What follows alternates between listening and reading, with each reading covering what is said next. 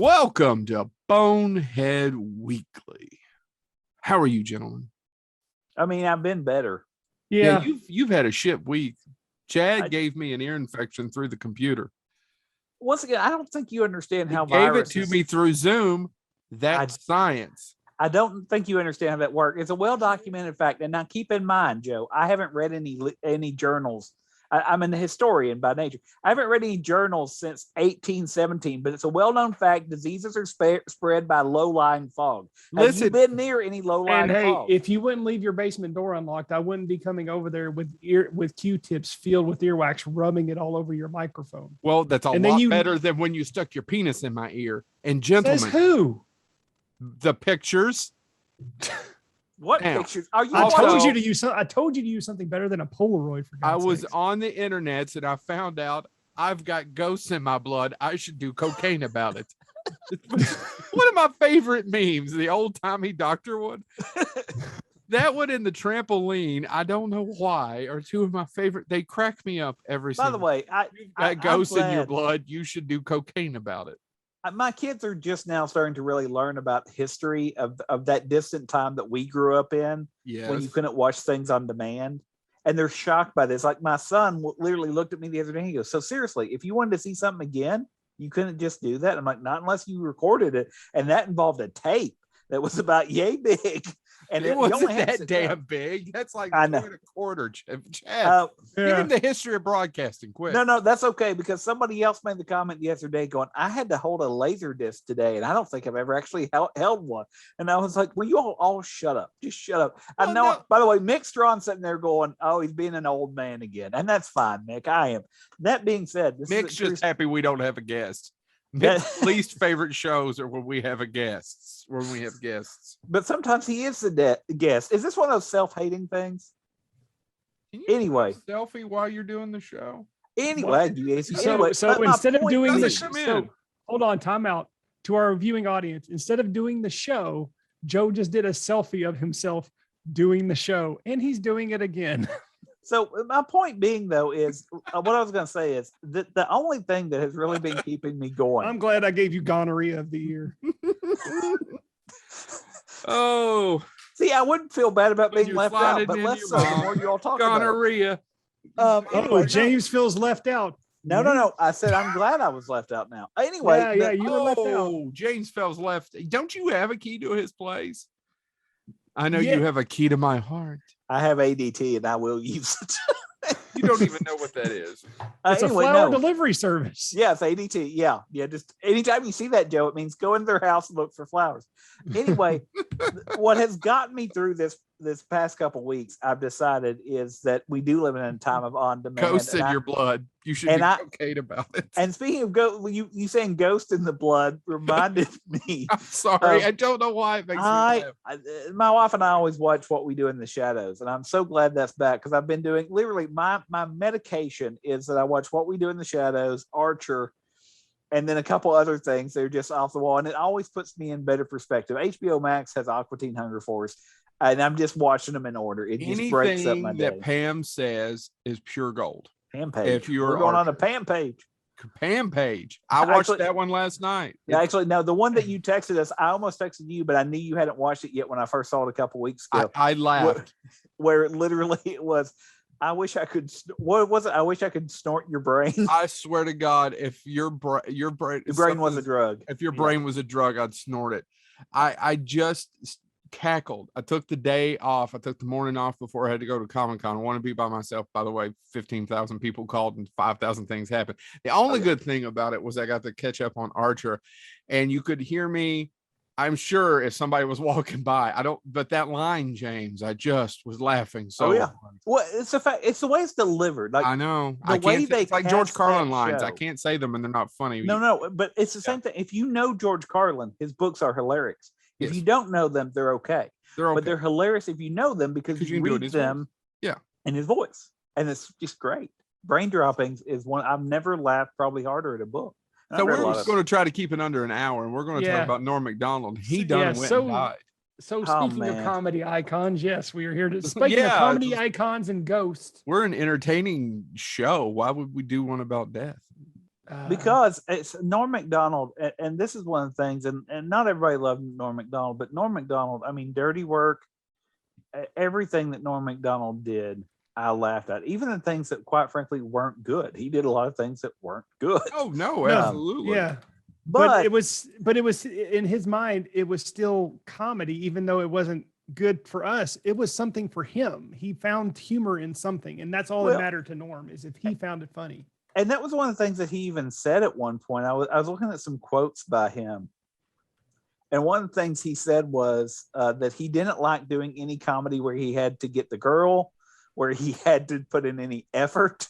Like he said, and he was talking about movies. He said, if it's a character that's so unlike me that I have to put forth a lot of, then I shouldn't do that role. That's not what I'm meant to do.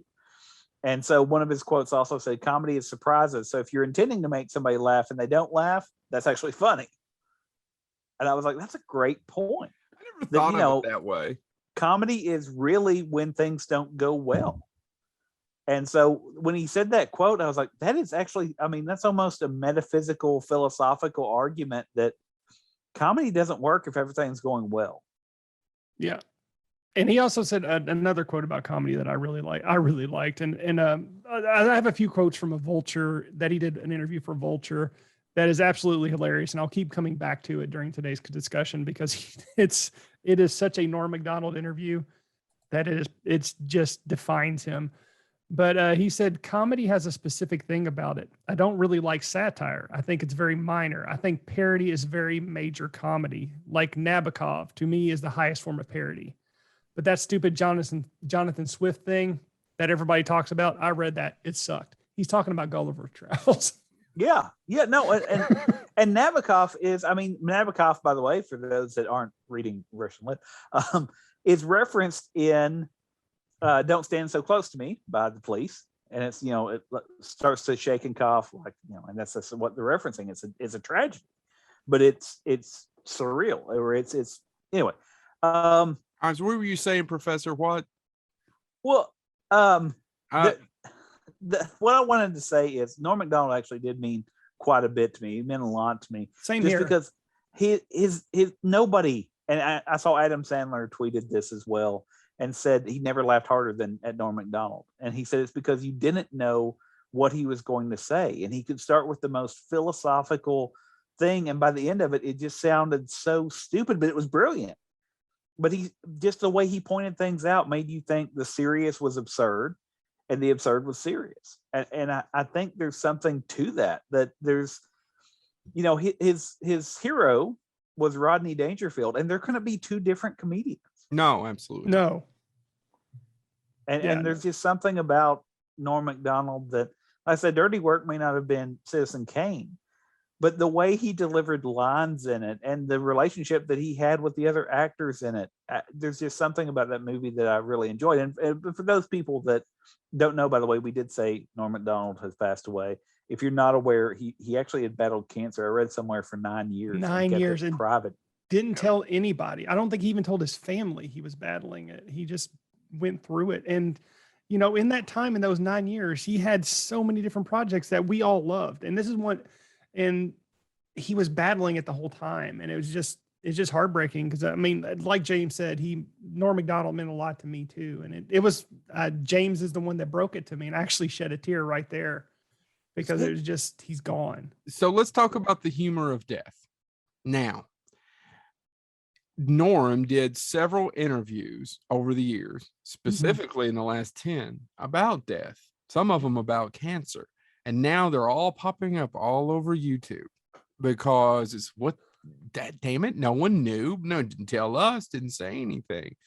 And one of my favorites, and this is the reason why I was like, yeah, let's do this show. I think we all three wanted to do this show, of course, and we're going to go through a little bit of the history of Norm. We're going to give you some quotes. We're going to talk about some movies. We're going to suggest some things. We're going to talk about some of our favorite jokes. And if you know some of this, that's fine. We're going to get through some SNL, what he got fired, all that stuff. Now, he would talk about, why do people say he lost his battle with cancer? The cancer died with him. At best, it's a draw. He went total exorcist on it. right? At best, it's a draw. It's not like the cancer got the fuck up and walked out of your body once you were dead. They're dead too. It's a draw. He didn't lose a battle. Well, and he had a similar quote, and I read that one. I'm glad you did that one because I saw that one, and then I also saw where he had this quote, and it's a similar thing because he says, "When I hear a guy lost a battle to cancer, that really did bother me, and that's even a term. It implies that he failed, and that somebody else that defeated cancer is more heroic and courageous." Yeah. Or here's another one. He talked about Richard Farnsworth, and it's Richard Farnsworth is an old character actor whom committed suicide because he had cancer, and he did it right after a movie called A Straight Story, which is directed by David Lynch. I know this is one of Chad and I's favorite, not only David Lynch films, but it's a damn good movie. And he went on in an interview about how much he didn't care for David Lynch, but he loved this movie, A Straight Story, and how much he admired Richard Farnsworth. Not just because he was a good actor and how fantastic he is, and he just kept talking about what a good movie this movie is, but also because at the time, no one knew he was riddled with cancer. And then it's like 6 months after the movie comes out, he's up for an Oscar. He doesn't tell anybody he's dying for cancer.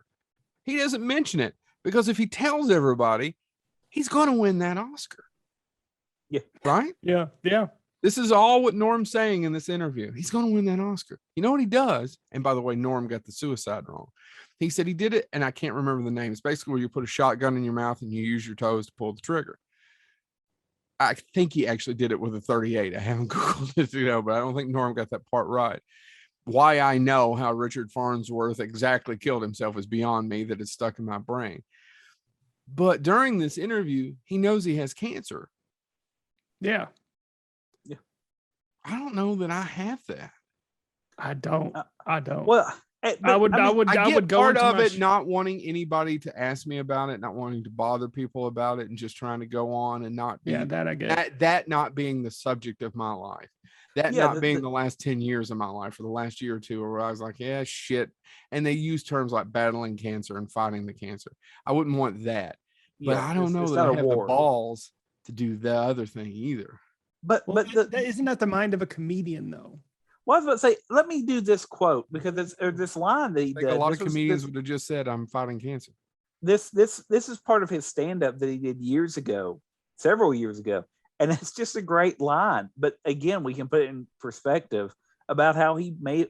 We can't speak for Norm. I don't want to, but maybe this sums up how. Let's get the Ouija out, James. This is how he viewed death long term. They may have not buried him yet. This is a line from his stand-up from several years ago. My dad died, and my grandfather died, and my great-grandfather died, and the guy before him, well, I don't know him, but he probably died. I mean, he's basically saying everybody in his family is dead. Yep. And that's just life. That's how life goes. We would be worried if he got back to his great-great-great-grandfather, but no, he's still around. He still comes out of the cemetery once a week, ask for brains. Uncle Micklewink will not give up the ghost. Yeah, I mean that's. People by the way, want to inherit that haunted mansion, but no, he just lives there. We've done this joke before. I've done this line, and I don't think we've ever actually said where it came from. A lot of lines. One of I can't afford it. Have you seen my song? Anyway, one of the lines that he did in his last stand-up that I know of, Hitler's Dog or whatever it was called. He does an entire thing about, if he ever commits suicide, which now again takes on a different perspective because he was sick when he did that special. But he says that, if he did it, he would still want to frame somebody for it. And he does the line of, I want to leave a note that said, Old Man Abernathy, which was his barber. Mr. Abernathy. Old Man Abernathy is why I did this. Just so the police will have to go to the barber shop and say, are you Mr. Abernathy? Yeah, I'm Mr. Abernathy. Did you know Norm Macdonald? Yeah, I knew Norm Macdonald. I cut his hair. Well, he named you as the reason he killed himself. And all I could think about, honestly, when they announced that Norm Macdonald had died, it went through my head, oh my God, Norm Macdonald's dead. I love Norm Macdonald. And then part of my lizard brain kicked in and went, somebody better go talk to Old Man Abernathy. And that's how good Norm Macdonald was. his setup for a joke kicked it in the back of my head and said, somebody better go find old man Abernathy, when I literally was honestly very sad that he was dead. And that's how good Norm Macdonald was. Yeah. Let's talk about a little bit of the comedian's comedian, which is a phrase we've talked about on here before, but if you want to be rich, famous, and successful, gentlemen, do you want to be the comedian's comedian? No, I mean, you want to be everyman comedian. Larry the Cable Guy. Larry the Cable Guy is not the comedian's comedian. I'm not knocking Larry the Cable Guy. No. Larry the Cable Guy has made me laugh. So before someone writes in hate mail, I prefer him over that one Dane Cook. No, like the everyman's comedian would be like Ray Romano, Tim Allen. Yeah. That's not Norm Macdonald. No. I was talking to a guy at the office, and he was trying to show his fiance to Norm Macdonald, and he said she just couldn't stand him. And the next thing out of my mouth was, it's not too late. Yeah, you end this relationship. Yeah, end it. It's fine. He giggled, and then I repeated, "It's not too late. Too late. You don't want to find out years from now. Gotten married yet, son? Walk away. Yeah. Let her keep the ring. Let her keep the house. I think that's one of the things I knew when my wife was a keeper, is I showed her dirty work, and my wife has a very narrow. You're not talking about the movie, though, are you? She has a very narrow view of what movies she likes. She's very specific. I have a hard time finding movies that we can relate to together, but I showed her dirty work and she laughed, and I'm like, okay, she's a keeper. So she actually. And then she made you watch Steel Magnolias 15 times on a. We have yet to watch Steel Magnolias. By the way, speaking of dirty work, there's a couple lines, and Will Crispin, a friend of mine, watches the show on occasion and stuff. There's this great thing that we would occasionally do, where literally we would see each other, and one of us would have to go to a meeting or something, or go have something to do, and we would do the line from Dirty Work where Norm Macdonald is having to give an excuse, to the love interest character, and he goes, "I've got to go lift weights," and then he stops and goes, "Lift weights," and then he walks off. And we would do that line back and forth, and it's just so many different lines. I've even done it with you all. That line, "Oh, that always makes me, it's not wistful." Yeah, I meant wistful. It's just there's so many lines in that movie that just work so well, and I know it wasn't a big hit. I know it was quote unquote a disappointment. But that movie wouldn't work without two people. And it's not a fantastic film, but it's got some funny scenes in it. Yeah. But I wish if it wasn't Norm Macdonald, actually, and probably Bob Saget. Yeah. Yeah. I wish. And the footage was around, because according to Norm himself, Don Rickles is in the film and insults them the entire time. And allegedly they let it go. Like there's something like 15 minutes where they just let him go. And they, selected what they wanted to use for the film. But I wish, can you imagine how great it would be to see all 15 minutes of that? Don Rickles just tearing into Norm Macdonald and Artie Lang. I would love to see it. It was, and what is in there is great. And this is a deadpan delivery. But it's. And that's one of the most devastating parts about him, is his passing, is they were working on Dirty Work too. Yeah. And it's just not going to happen now. Well, it may happen. Who knows what Bob will do? But I don't replace him with Larry the Cable Guy. I'm gonna quit. And honestly, I say this. And then they'll call it Delta. They'll call it Delta Farce 2. Delta Farce 2. Dirty Even work. Farcier. Dirty working. What's your question, James? Yes, you, the nerd in the front. No, I was thinking about it because Artie Lang is in the first one, and we all know Artie Lang has been through a lot. Not as much as his nose, but keep going. Some self-inflicted. What I was going to say. All self-inflicted. Some. Well, listen, all of us have things happen to us that aren't. Sure, you got a parking and ticket, Hitler had microaggressions. Keep going.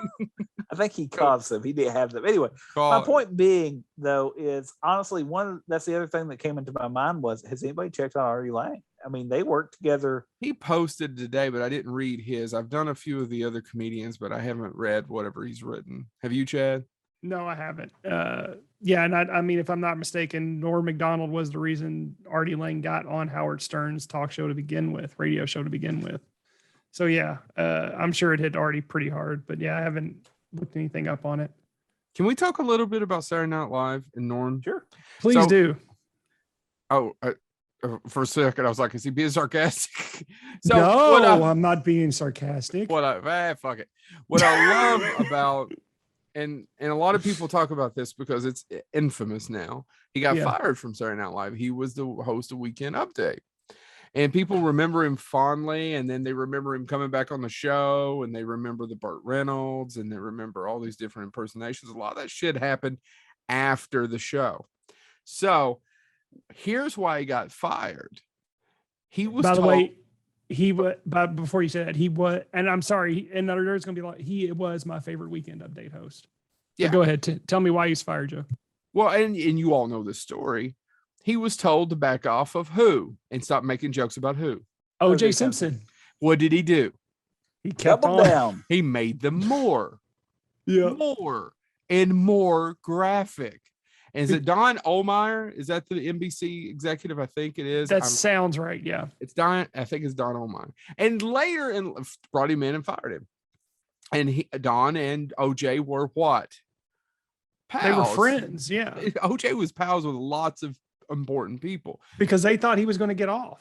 And you guys, which I mean, he did, yeah. And most people don't remember OJ that way, but he was about as clean cut image wise as you. He was Nordberg and yeah, Hertz Rental Company. Yeah. So anyway, he gets fired. He has dirty work. They invite him back to do Saturday Night Live, and I'm going to do a short version of this joke. He comes on, he's the host, and he says, so they fired me. Two things are either true. One, I just wasn't funny. Two, this show sucks. Which one do you think it is? Oh, man. One of the best things, and I still remember it vividly. I forgot. I think it was Chris Farley. They were doing Weekend Update, and I don't know what the segment was. But he was getting ready to do an OJ joke, but before the segment, they had one of the side people come in, and they fake puked all over the table. And Norm doesn't read the news. He stops reading news. He puts the paper down. He picks up this fake puke and just starts eating it. And he looks around, and it's just dead silence. And he's live on television going, oh, not bad. And then he slaps it down, picks up the paper, and proceeds with his OJ joke. I mean, it's just comedy. One of my all-time favorite Saturday Night Live moments, and it's only funny to me that nobody else seems to remember it, but I love it. It just stuck out in my head because I love when Norm broke Norm. Yeah. And what I mean by that is he was doing a report. I think it was actually a Disney joke, something about Pirates of the Caribbean or something. But when he went to say Caribbean, he screwed it up, and somehow he combined the two different ways to say it. And instead of, just going on, he literally stopped, much like Chad said. He stopped, he tapped the papers, and he goes, there's two ways to say that, Caribbean or Caribbean, and I missed both of them. And he just taps paper and goes on.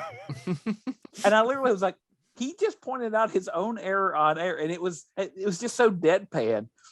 And I can't even pronounce it the way he pronounced it. Like he did. He somehow meshed those two together and came up with a third pronunciation. And it was honestly, to this date, it's one of the funniest things I've ever seen. And it's a throwaway mistake. But there was something about him stopping, looking dead into the camera, and acknowledging how bad he screwed up on national television, just enunciating one word. And it killed me. I need to find that clip because it is still one of the funniest things I saw. And it was because he admitted, hey, I screwed up, and it just worked.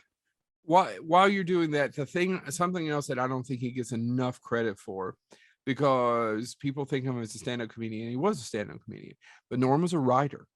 Norm was a writer for Roseanne, and Norm was a writer for SNL. And Norm wrote on that, was it the 25th or 30th anniversary show when they brought them all back? Norm wrote on that. Norm wrote an autobiography, which is a bunch of lies, but it's true, a couple of years ago, that is absolutely positively fall down hilarious. Norm was a talented writer. That's actually, I was going to that point, actually, Tom Arnold tweeted out about it and said, of all the things that happened in my time with Roseanne, he said, one of the things that I'll remember is how hard it was for that show to let go of Norm, because Norm got the offer, which was his dream offer at the time, to be on Saturday Night Live. And that's what Tom Arnold said. He goes, I'll just read it. One of the easiest things I've ever done was hire my bud, Norm Macdonald, to write the Roseanne show. Harder was letting him out of his contract in 1993 so he could take his dream job on SNL. Norm was fearless in comedy and life, and his unique voice is missed by all of us. And I think that's true. I mean, however you feel about Tom Arnold, but I can't imagine, again, just everything about Norm. And like you said, he was a writer, and he would do weird things. So, I mean, it was, if you follow Norm on Twitter, everybody would think, oh, he's going to tweet jokes. No, he would tweet football games. Like, oh, he just passed the ball. And I mean, it was like he was being a sports announcer because he loves sports. Oh. And he also loved gambling. I was about to say, Chad, do you want to go down the gambling road? Oh God, should we? I mean, why? Norm It's true. Actually, but Norm was a prolific gambler. I mean, he was insanely gambling. He went broke twice. Yeah. Can I do his quote about gambling? Yeah, man, they call gambling a disease, but it is the only disease where you can win a bunch of money. What's the story? And people argue whether it's true or false, where he threw the money in the water. Because he's going to lose it anyway. Because he's going to lose it anyway. It's like, and we're not talking like a few thousand. We're talking like a $7,500,000. Yeah. It's crazy the amount of gambling that man did. And here's another weird thing about it. One of his best friends, Billy Joe Shaver. Yeah. They hung out. Go on YouTube. There's where people would see them going to clubs. Listen, he loved country music. Well, the other thing is, so if you go back and you watch this, there's a lot of scenes that were cut from it before it aired, and you can find some of those online, the cut scenes. But even when he had a short-lived show on Netflix, which now maybe we understand why it was short-lived. No, hey, real quick, let's talk about, before you get into that. Yeah, I'm glad you brought that up, because I want to talk about, so Norm Macdonald had a talk show on Netflix. Check it out. It is very short. There's not a lot of episodes. Here's why. From Vulture, I thought I wanted one. It's fun, but once I got it, I realized how difficult it is. It's a peculiar type of person that can host one, because you have to be interested in every guest. My fear was that I don't know how to interview people who I'm not interested in. I don't want to do all this research. And Netflix was like, just do people you're interested in. I go, there's not that many. And he's like, you're interested in 10 people, do 10 episodes. So that was a great relief. Which, by the way, hey, one of his guests was, and I forget the guy's actual name. Sorry, he's on the Carol, but Super Dave Osborne. Yeah, Bob Einstein. Yeah, thank you. And so there's, and I don't know if it's in the episode or if it was cut from the episode, but there's a horrible joke that involves slavery, and Norm Macdonald does it, and Bob Einstein literally looks at him and goes, "Stop. Did you write that?" And he literally goes, "Well, no, I didn't write it." And it's just horrible. But I mean, Bob Einstein was like, "You're going to get canceled. You're going to get in trouble." That is great, watching Bob Einstein literally get mad as hell. Yeah, about watching during the interview, and it's for show. But watching Albert Einstein get progressively irritated at Norm, and basically saying, "You're throwing your chance away. Why are you doing this? This could be something, and you're just throwing it all away." And Norm just telling. I mean, and the jokes are terrible. Like they're terrible because they're just offensive and they're all that stuff. But he also knows that, what is Bob Einstein going to do? Like, I mean, one ongoing storm off. One ongoing joke, and not only the Netflix show, but the podcast, he told every single guest a cannibalism a story about a cannibal.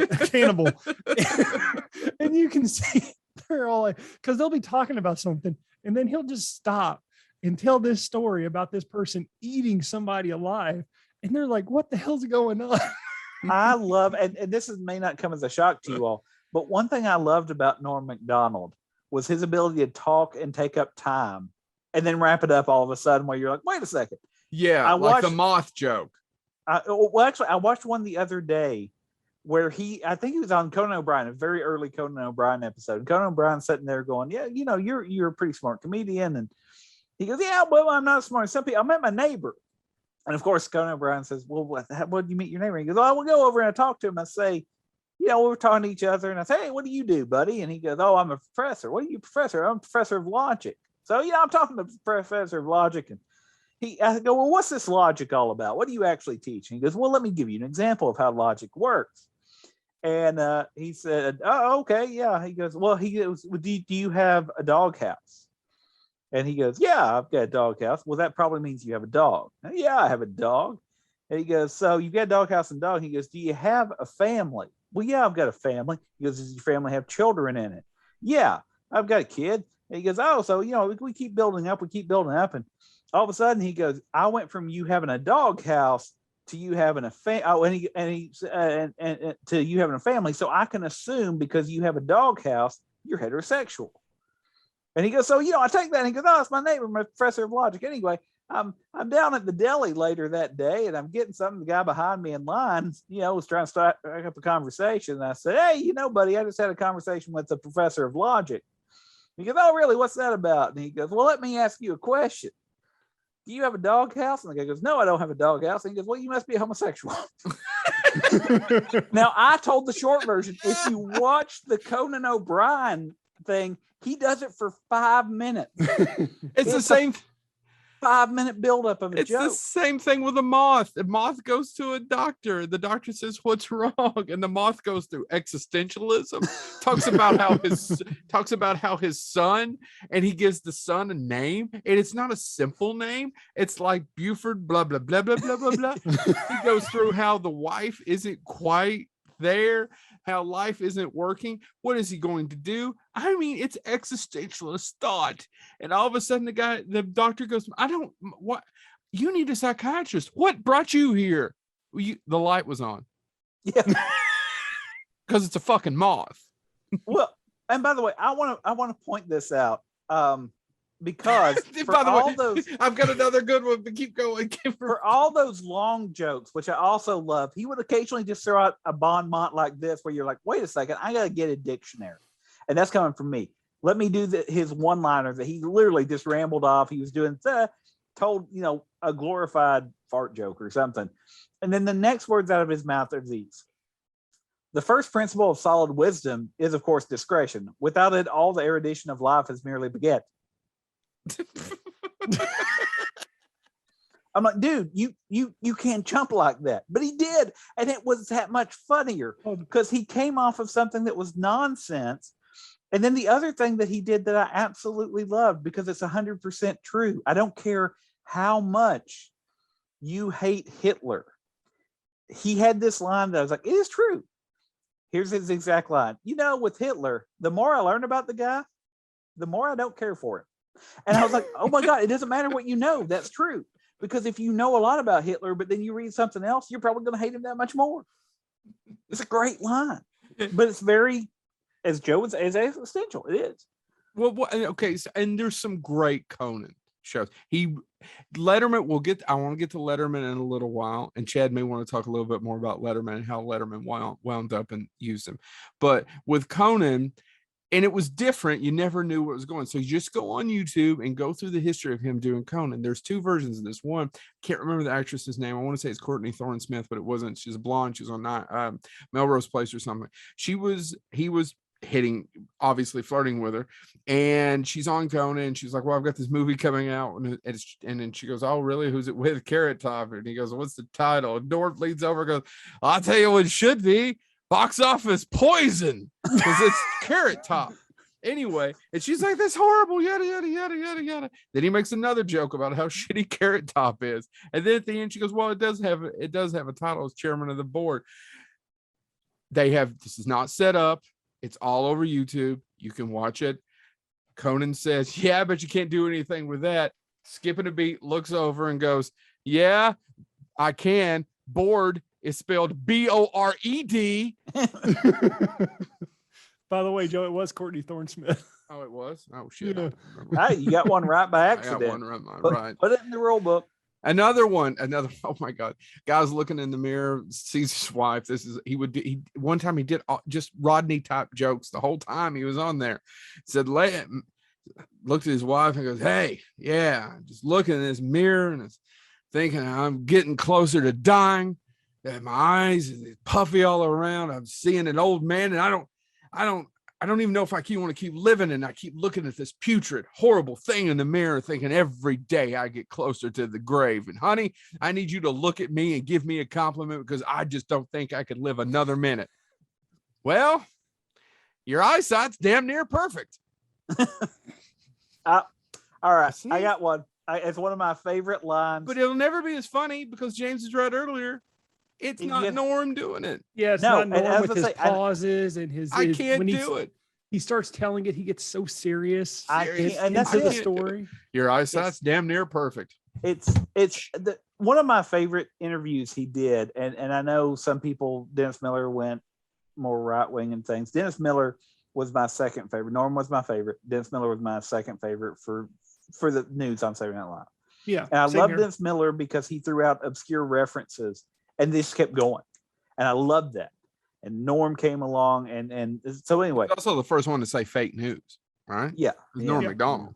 Norm Macdonald's the first. Now the fake news. This is the fake news. He actually coined the term. But he was on one of Dennis Miller's show, one of the earlier ones. And he actually was on to him. He wrote on several of the Dennis Miller shows. And Dennis Miller made the comment. He said, I used to see you on Saturday Night Live and you smoked. You were in the, your opening thing was you were holding a cigarette. And he goes, and then I hear you quit smoking. He goes, yeah, Dennis, I quit smoking. And he said, really? Why did you do that? And he goes, I'd love to tell you it was because of my health, Dennis. I wish I could tell you that, but I can't, you see, Dennis, because I read some books by Freud. And it turns out, Dennis, that they were saying that the reason I felt the need to smoke was an oral fixation there, Dennis. And I don't know if you know what that means, but it means that I really wanted stuff in my mouth, Dennis. And as I read more about it, what they implied I wanted in my mouth, I wasn't comfortable with, which actually leads into another line that he did. And again, you have to almost do it in a Norm voice for it to work. But it was his commentary about how people were afraid of things that they were afraid themselves that were in themselves. And so his setup was, they say if you're afraid of homosexuals, it means that deep down inside, you may actually be a homosexual yourself. It really worries me because I'm afraid of dogs. Oh my God, and I forgot the best part of the joke on Terry, because every time he do it with Cody, he goes, I said, you dirty dog.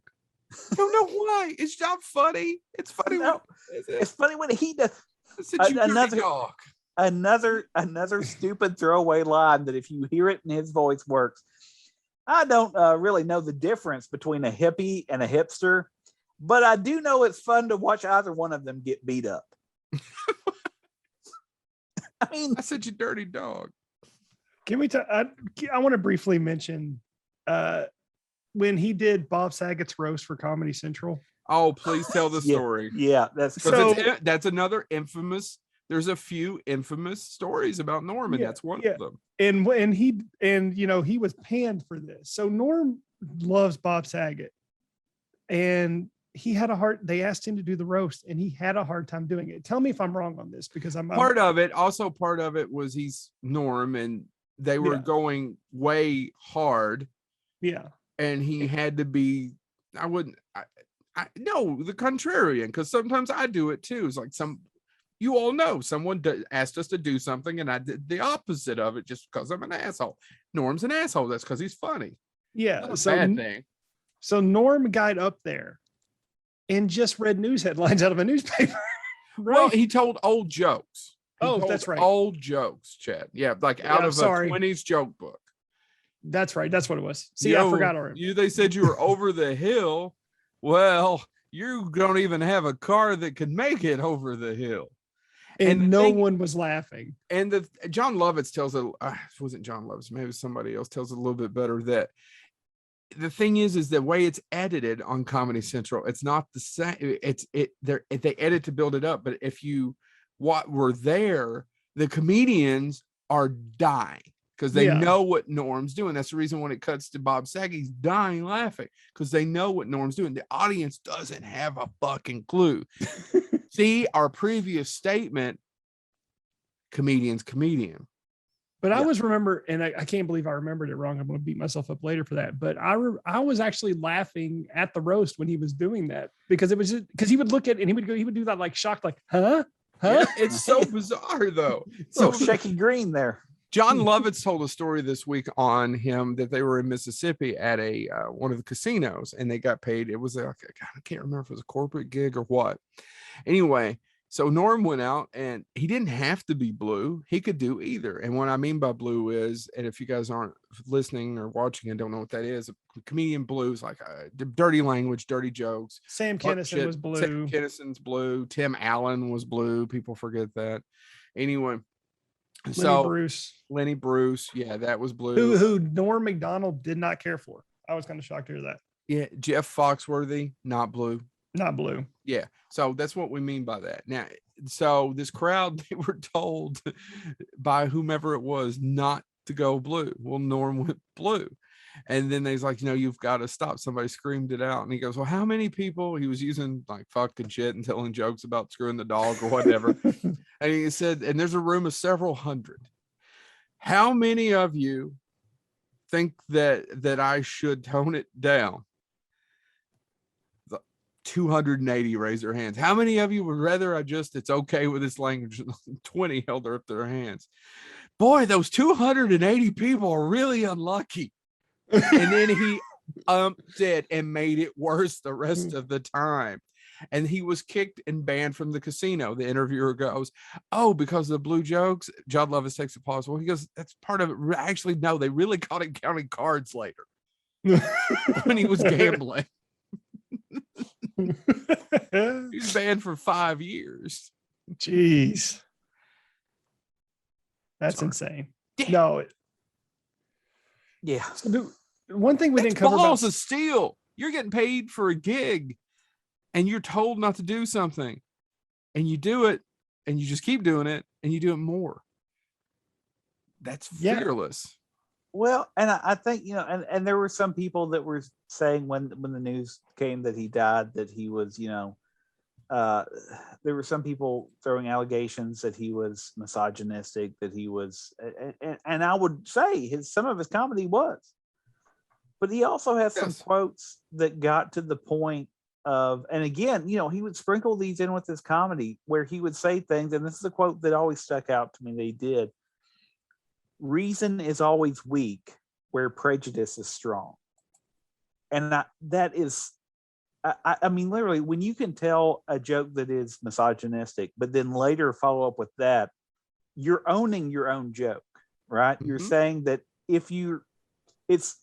I had a professor when I was an undergrad that once made the argument that the reason shows like Beavis and Butthead, I was never a fan of Beavis and Butthead, but the reason Beavis and Butthead worked is the same reason All in the Family worked. Is that it gets every audience member. If you are a bigot, you look at Archie Bunker and go, oh, Archie's right. But if you're not, you look at the rest of the show and something's there for you. And I think, as far as stand-up goes, Norm Macdonald did that. He had that ability. I mean, they're like I said, actually one of the quotes one of the jokes he told when Bob Einstein was the guest, that was a joke about slavery. I even went, no, too far, Norm, too far.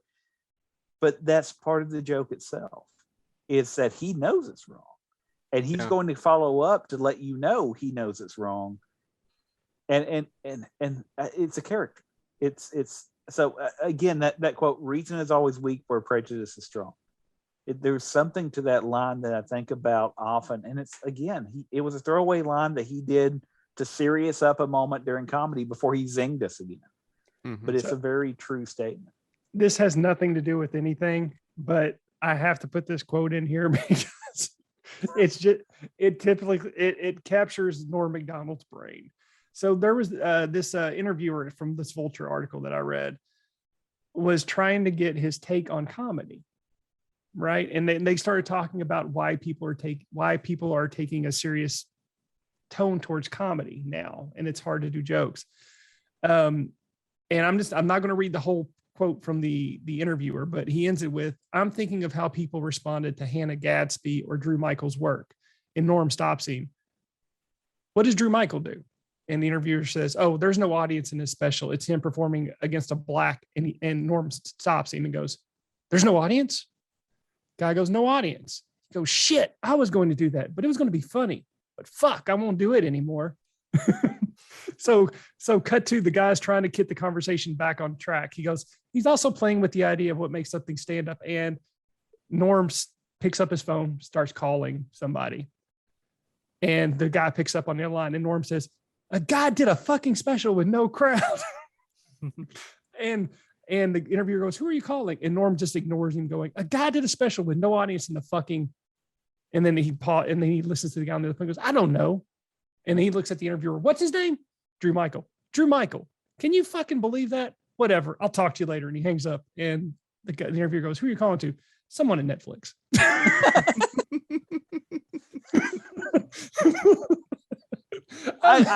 That's just somebody's trying to get Norm Macdonald's take on comedy. And by the way, he does look up this Vulture article where he goes deep into what he likes about comedy and other things. It's great. But just the fact that he was trying to get this serious conversation going and Norm just focused on one thing and he just cut off the whole interview for 5 minutes. It's just that he can jump between deadpan and silly. And here's another example. He's a big sports fan, but there were some sports he didn't understand. And he just has this great quote where he sums up why certain sports he can't understand. He uses the example of cliff diving. And here's how the story goes. It's tough to know who's better in cliff diving. Like you see a guy diving off a cliff and you go, oh man, a guy diving off a cliff. But then another guy dives and you're like, oh, there's another guy diving off a cliff there. But how can you tell who's better? You know, like if you survive it at all, you're a great cliff diver there. There's only two classifications in cliff diving. There's a grand champion, and then there's stuff on a rock. there's grand champion and stuff on a rock. Very hard to make a comeback in that sport, I tell you.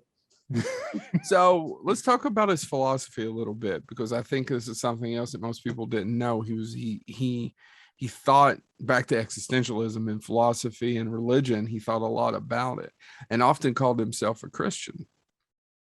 You guys aware of this? Yep. Yeah, he often did. In fact, I was listening to an interview that he did in the last couple of years, and he was talking about reading scripture and studying scripture and thinking about it, and how he was going to this particular church with a pastor and asking questions. So he actually was almost going to switch to Judaism because he said the rabbis were smarter. He could talk about the scripture better and talking about the meaning of it. But it wasn't a joke. It was serious. He really wanted to believe in God, and he couldn't understand. He talked about Sarah Silverman, and he said they always say the same thing. Atheists always say the same thing. So you believe in an invisible God and a guy in the sky. And he goes, but it just seems so dismissive when we don't know anything. And his point was that I'm not saying I know everything, but I also don't know anything. He said the same thing about science, is that scientists 500 years ago, back to the ghost in your blood, thought that was accurate. What are they going to say about the shit that scientists say now, 500 years from now? Yeah. Well, and getting to his religious kind of philosophy, one of the comments that he made, and one of the quotes that's out there by him, and again, if you only know him from stand-up, check out some of his other stuff. I mean, and a lot of it's littered in with his stand-up, or spread through his stand-up as well. But he had a quote that really struck me, and I was looking up quotes and bits to do this show, and I looked up ones I knew already, which is what's funny. It's I didn't need to look them up, but I wanted to. But he had this quote that actually, the biblical idea of love your enemies, right? Love the sinner, hate the sin type stuff. Uh-huh. And he actually came back with a quote that said, instead of love your enemies, how about have no enemies to love? And I was like, for a guy that also told fart jokes and did, a thing where he ate a medical brown, or not a medical, ate an experimental brownie and saw Adam Sandler as Satan. It's a pretty big jump from what you sometimes see on screen. and again, he just had these great quotes. Hypocrisy is the outward acknowledgement of inward shame. Man, that's a good quote. So it's just again, this really struck me because I viewed Norm Macdonald as a phenomenal talent, and I always wished he would have done more. He could have done a thing a day, and I still would have wished he would have done more. So, and what else do we need to go over? Let's see. I think we got more. Do you want to talk about Letterman? Sure, we can. So, and that's what I was going to ask Chad if you wanted to talk about it or if you want to jump in. What do you want? No, you go ahead. So he always wanted to be on Carson. He wanted to be anointed by Carson. He was just right at the tail end of that. Right. And for a little bit of a history for stand-up comedians, if you went on Carson and killed and Carson said, come over after your set and set you down on the couch on the dais or whatever, that was your anointment. And it's hard to believe now in the age of TikTok and YouTube videos but one man could make your career.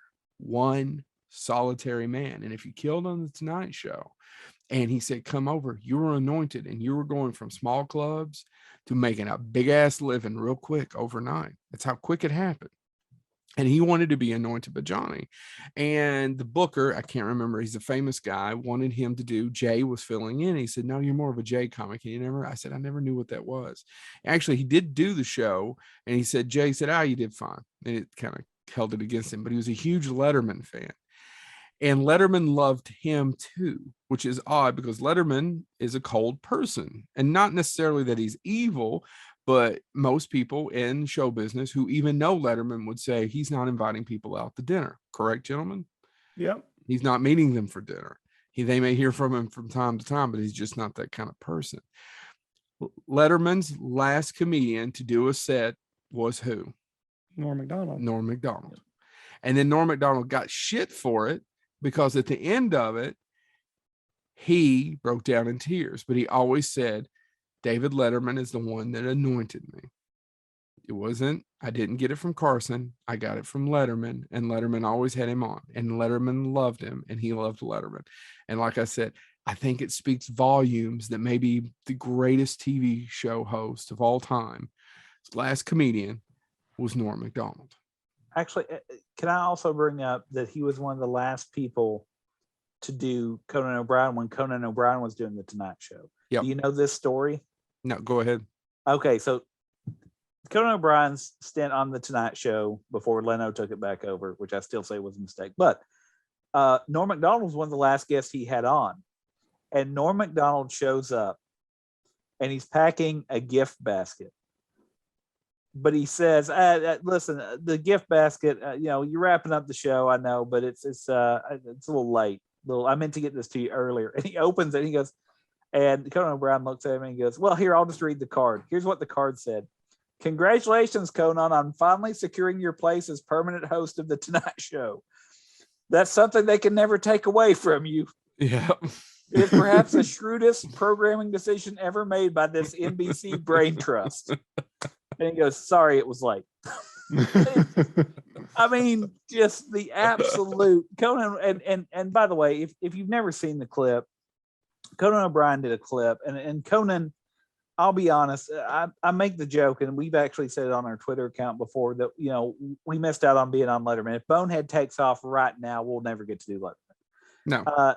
To me, and no offense meant, by the way, if Seth or any of them want to have us on, we'll gladly show up for a minute or two. But that being said, to me, as far as who impacted my childhood, I should say, Conan's the last one, and he's now doing HBO or whatever. But that's the last one. I mean, unless Letterman, I know Letterman does his Netflix thing.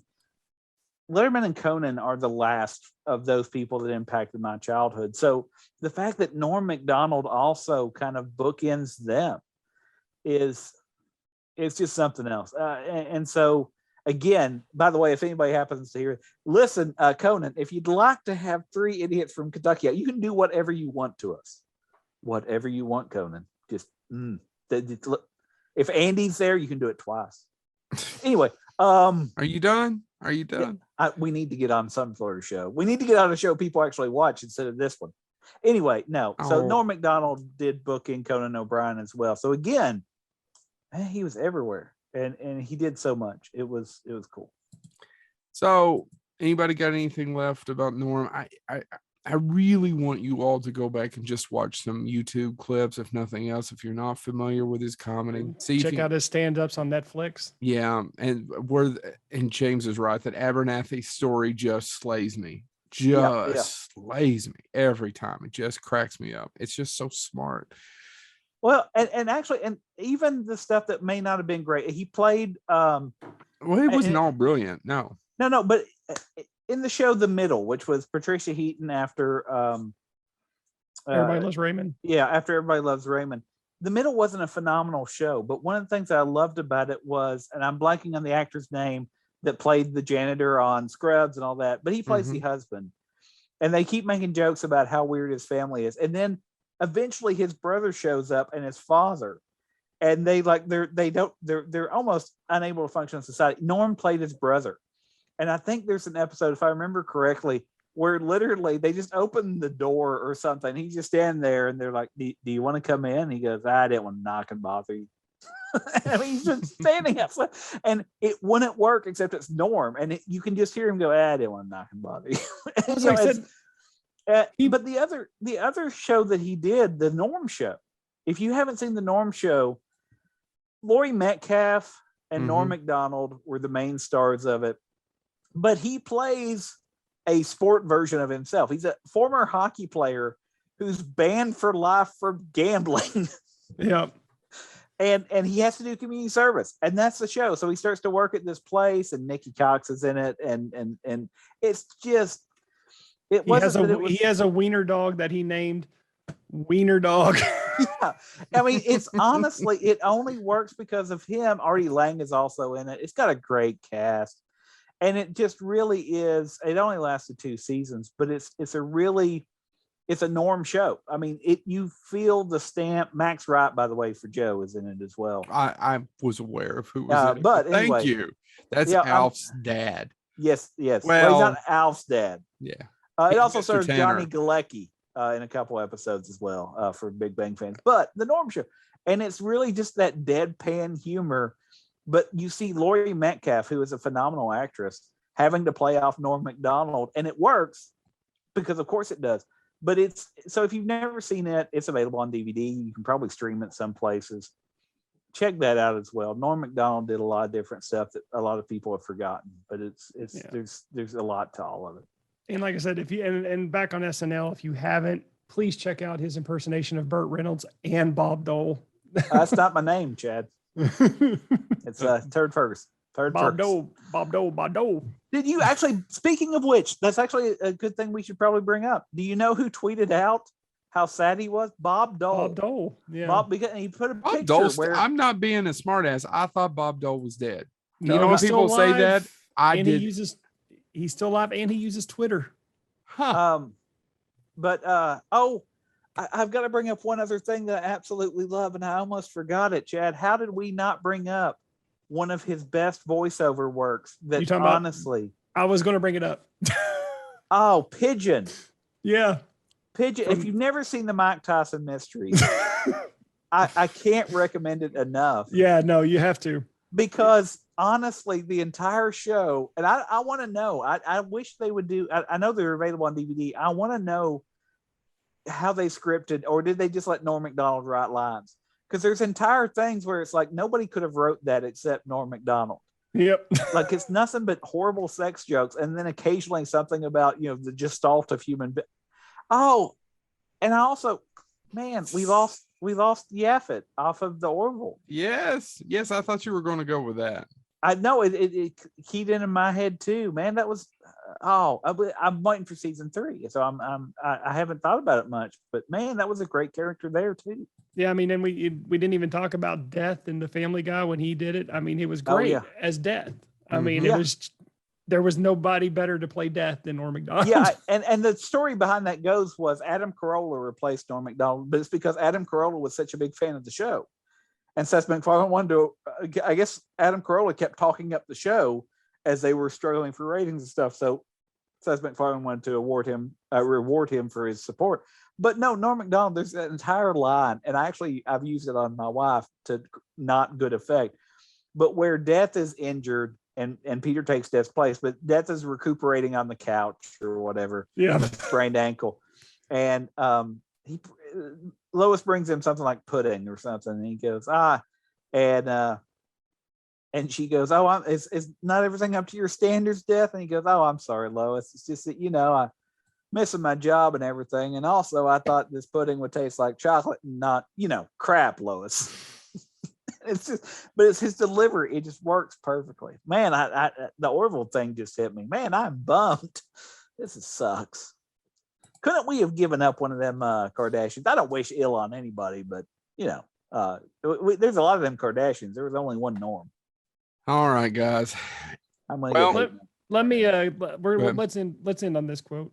Before I was famous, I had a whole bunch of jobs where all I needed was boots. People would look right past me, or if they did look at me, it was with a mean look. But when I got famous, people would look at me and smile and wonder where they knew me from. If they flat out recognized me, they'd laugh and dance like they'd won a prize, and I just stand there and smile and feel warmth from their love.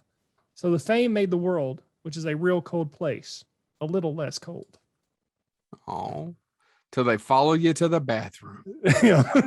Hold on. Let's end on a different quote that goes in an entirely different direction. People kept saying, like, you're an alcoholic. And I go, no, I'm not. But it turns out that doesn't work because apparently that's what alcoholics say too, isn't it? Hold on. Now we're going off into it. It's true what they say, never meet your heroes. It turns out they're all a bunch of fucking assholes. They're probably the reason you turned into such a fucking asshole. Because they were your heroes and you spent all your time trying to be like them. Oh man, another line about him quitting smoking. So I went to a hypnotist. He put me under, one of them spells. And every time I had a craving for a cigarette, I would just start to throw up. I'm going to tell you, it's very embarrassing right after sex. I find it pretty hard to get that second date after that. Girls get all snobby after you barf on them. Is that the one you want to end with, gentlemen? I mean, can you top barf? Probably, but that's okay. Well, hold on. Go ahead. And suddenly I found myself an old man standing in the doorway as Mr. Macdonald spoke of how he didn't trust Eskimos and never would. I had never felt such an instant animus toward anyone. Hey, guys. I couldn't get towards that one. I couldn't get through that one. Hey, guys, if you're having trouble finding the suspect in a suicide bombing, here's a clue. Look for the dead guy. All right, let's end it. All right, this has been Bonehead Weekly. Go out, read some Norm, watch some Norm. Thank you so much. Thank you all. Hey, I haven't said this the last few times, but will you please share us? And if you're not subscribing, subscribe. And for those folks who I met at Lexington Comic-Con, just keep subscribing and share us on your social media. And leave comments. Comments. And along these same lines, actually, as we do wrap up a memorial for Norm Macdonald. We do wrap up. Here's the fourth ending to Lord of the Rings. We didn't fade to black. Can you put that in an editing? No, I do want to say this honestly. One of the things that a lot of people have said was that Norm died relatively young, and he did. And that they wish they would have known so they could have reached out more and they could have let him know how much he was loved. And that's actually something I will say, not only for us.